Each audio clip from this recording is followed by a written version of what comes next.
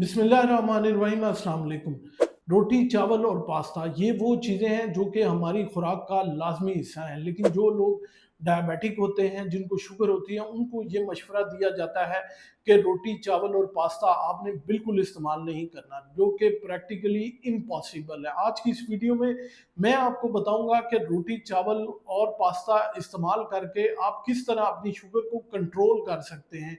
आज की इस वीडियो में हम बात करेंगे रेजिस्टेंट स्टार्च के बारे में कि ये क्या चीज़ है और किस तरह आप अपने रोटी, चावल, पास्ते को रेजिस्टेंट स्टार्च में कन्वर्ट करके आराम से खा के आप अपनी शुगर को बिल्कुल नॉर्मल रख सकते हैं। ये वो चीज़ें हैं जो कि आप जब भी खाएँगे, आपकी शुगर जो है वो बहुत ज़्यादा जल्दी से स्पाइक कर जाएगी। अगर आप टाइप 2 डायबिटिक के पेशेंट हैं, तो बेसिकली आपके अंदर इंसुलिन रेजिस्टेंस होती है। मतलब ये कि इंसुलिन तो आपके जिस्म में होती है, लेकिन खुलिए उसको ठीक तरह अंदर नहीं आने देते, जिसकी वजह से जैसे ही आप रोटी, चावल या पास्ता खाते हैं, तो शुगर एकदम स्पाइक करती है। आपके लुबलुबे के ऊपर बहुत ज़्यादा जो है वो प्रेशर आता है और वो और इंसुलिन खारिज करता है, हत्ता कि यहाँ तक कि वो काम करना छोड़ देता है। तो आपकी जो इंसुलिन है वो बार-बार स्पाइक करती है और आपको बार-बार जो है वो भूख लगती है। आप उतना ही ज़्यादा खाना खाते हैं और उतनी ही आपकी शुगर जो है वो अनकंट्रोल्ड हो जाती है। अब बात करते हैं कि ये रेजिस्टेंट स्टार्च होता क्या है? रेजिस्टेंट स्टार्च वो चीज़ है जो कि आप जब खाते हैं तो ये आपको फ़ौरन जो है वो हज़म नहीं होती और शुगर में कन्वर्ट नहीं होती, बल्कि ये आपके निज़ाम से गुज़र के बड़ी आँत में पहुँचती है।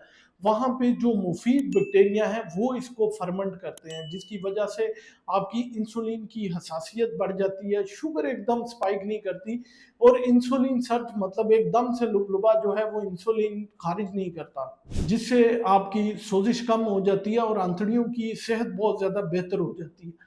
अब मैं आपको बताता हूँ कि ये रेजिस्टेंट स्टार्च आपने पैदा किस तरह करना है या बनाना किस तरह है रोटी चावल के साथ। तो आपने जो भी चावल खाने हैं, पास्ता खाना है या रोटी खानी है, आप उसको बना लें, उसके बाद उसको फ्रिज में रख दें और जब ठंडा हो जाए या फिर सुबह बना लें, दोपहर के टाइम ठंडा उसको निकालें और दोबारा उसको हीट करें या रीहीट करें। इससे क्या होगा, आपकी जो बनेगी, ये जो खाना बनेगा, ये जो है रेजिस्टेंट स्टार्च होगा। इससे इस सारे प्रोसेस को हम स्टार्च रिट्रोग्रेडेशन कहते हैं। ये जो है खाना गर्म करके खाना जो है ये रेजिस्टेंट स्टार्च पैदा करता है और इस सारे प्रोसेस को मैंने बताया आपको कि स्टार्च रिट्रोग्रेडेशन कहते हैं। इससे आपकी शुगर जो है वो एकदम स्पाइक नहीं करेगी। अब जो है कुदरती तौर पे रेजिस्टेंट स्टार्च वाली खुराक जो है उसमें दालें, लोबिया, चने, जई, जो ये सारी चीज़ें जो हैं ये रेजिस्टेंट स्टार्च हैं। दूसरे नंबर पे आप जो है वो फूड पेयरिंग करना शुरू कर दें। मतलब ये